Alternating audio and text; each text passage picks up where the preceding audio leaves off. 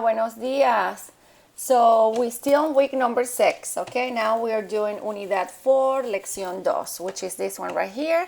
So again, you're supposed to know the vocabulary. Now that you know the vocabulary, we are going to learn about the grammar, okay? So the grammar is this one right here. We're going back to pretérito, okay? So, and we need to talk about two verbs, leer and construir.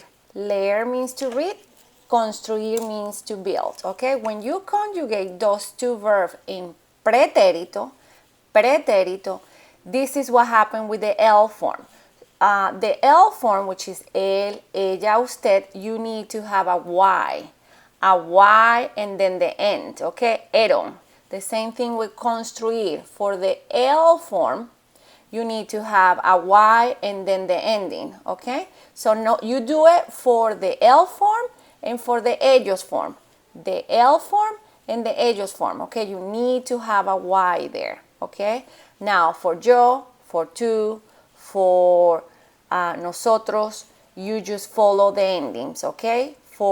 Because this is a regular verb, just drop and add. But for the él and ellos form, you need to have a Y. And then for the ellos form, it's eron, no I, okay? Eron, no I. And for the L form, it's the normal ending, O with accent, okay? Again, we are in pretérito, okay? So then we have all those verb ends in car, gar, and zar. Okay? Car, gar, and zar. Only for the yo form. When you conjugating all those verb ends in car, gar, and zar for the yo form, you have to change some spelling. Why? Just to maintain the pronunciation. So we have three verbs here. Buscar ends in car, pagar ends in gar, and empezar ends in zar.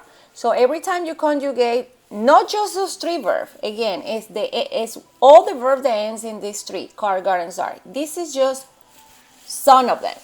So when you conjugate this verb in pretérito for the yo form, so that Z that is in red becomes QU, and then you still have to follow the endings, okay? The endings, these endings right here. Then that G becomes GU plus the endings, okay? Depend who's doing the action, you need to add the endings. And also you have to see what's the, ends in AR and who is there doing the action, and this is the endings you're going to plug in after you change the G for GU. And the same thing with Z. The Z becomes C plus the endings, okay?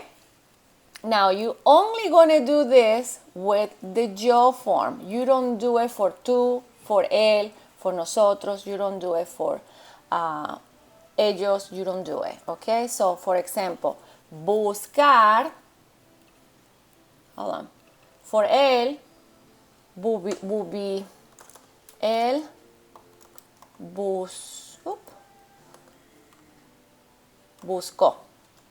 okay? Él buscó. Yo then here you do change the C for QU, okay? And again, and the ending, it all depends who's doing the action. Now, you're going to see this handout right here. This one right here where it talks about leer and construir. And this one right here where it talks about car, gar, and zar, okay? And also in the handout, we are talking about more irregular pretérito stem change. Then if you come here, we already covered all the stem changing verb in long time ago. I don't remember in what week, but that list is all here together, okay? And also car, gar, and zar is here too. They're all on the same page. The only thing that is not in this page, it's this one right here, construir and leer, okay? So now we're going back here to irregular pretérito stem changing verb, okay? So this is the stem for these two verbs, but you have to follow different endings. That these two verbs, querer and venir, if you look at here, it's right here. Querer and venir, see? This is the stem changing verb, and this is the endings. So we already know the regular pretérito, the irregular pretérito, all the stem changing verbs you need to know for Spanish too. They're all right here.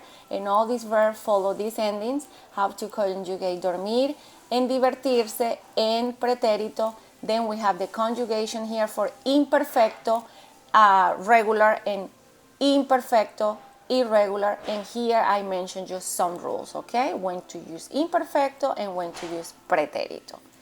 Hopefully by now you feel much better about the conjugation in past tense and start understanding some rules. All right, hopefully. All right, so now you need to do your homework. Okay, talk to you soon. Adios.